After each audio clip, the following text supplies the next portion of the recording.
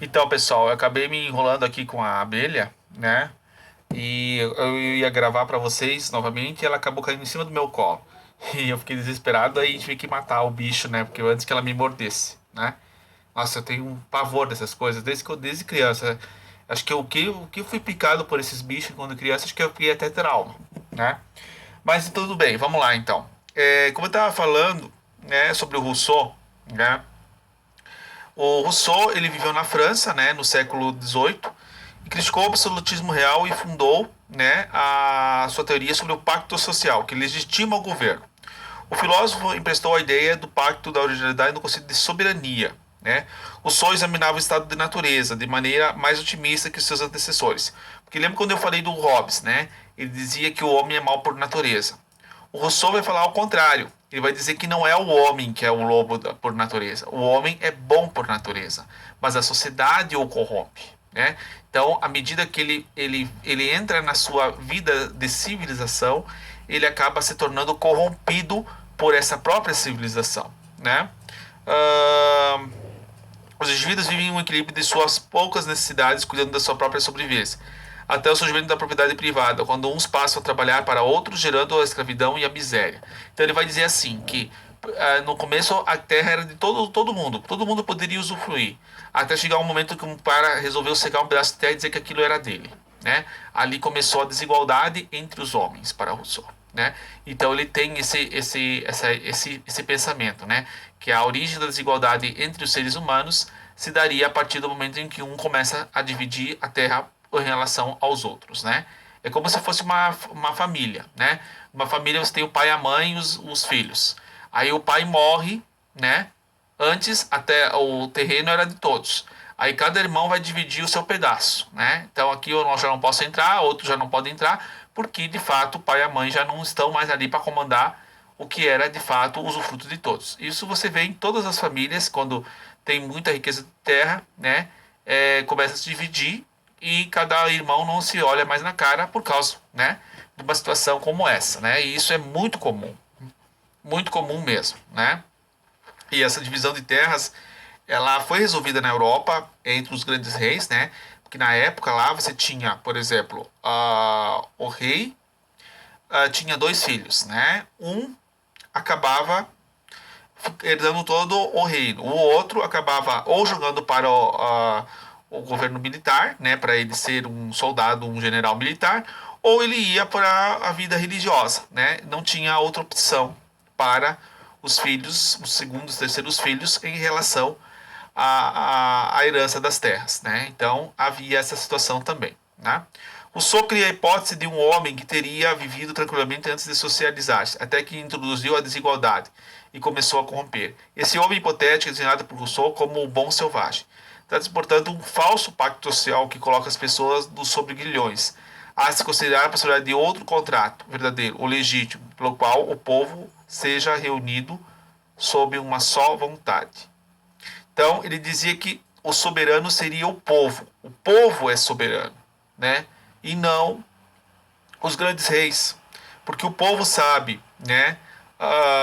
É o povo que elege os representantes. Então, o povo é que deveria mandar. Então, você acaba se submetendo não mais ao rei, desse contrato social de Rousseau, e sim à vontade geral, à vontade do povo, né?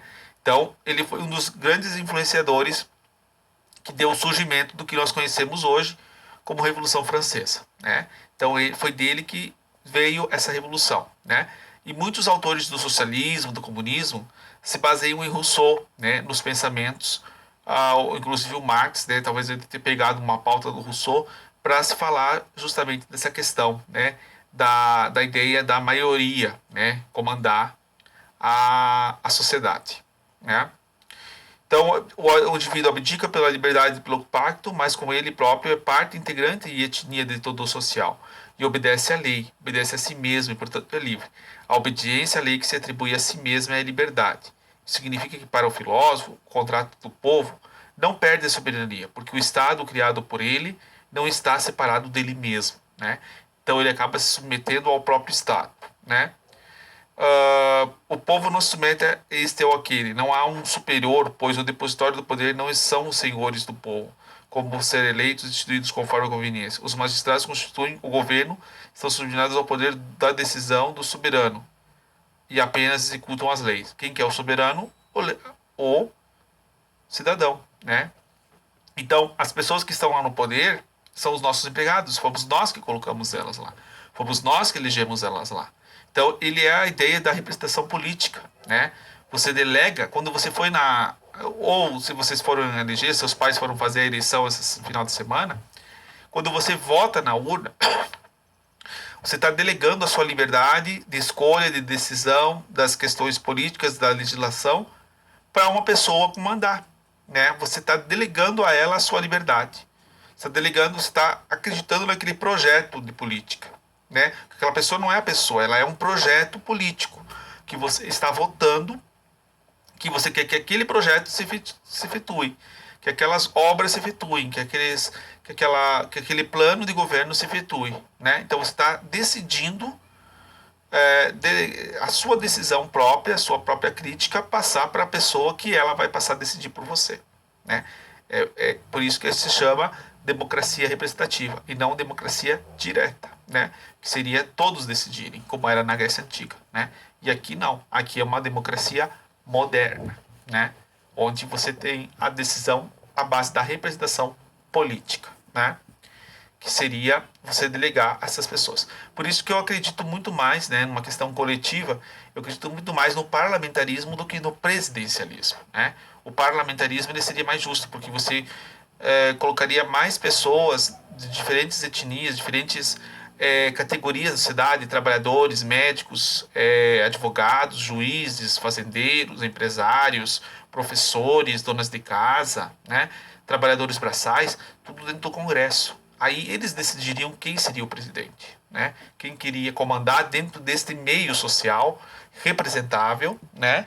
Quem queria comandar, de fato, né, a sociedade ali, né?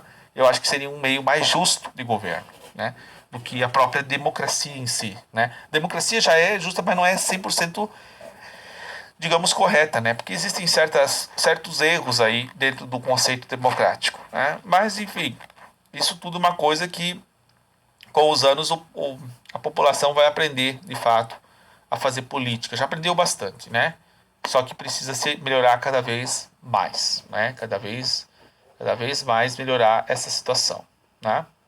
Então, até criando a ideia de que nas próximas eleições a gente possa votar até pelo celular, né? Não precisa mais nem ir lá na sessão eleitoral pegar Covid-19 para o cara poder votar. Ele pode votar pelo um aplicativo de celular, imagine, né? Então tudo tá virando celular, né? Inclusive eu fiquei surpreso ontem, inclusive, porque eu geralmente quando tem essas notícias de eleição e tal, eu geralmente tinha o costume, né, de passar numa banca e comprar um jornal, né? E eu descobri que não tem mais quase jornal nas bancas, pessoal.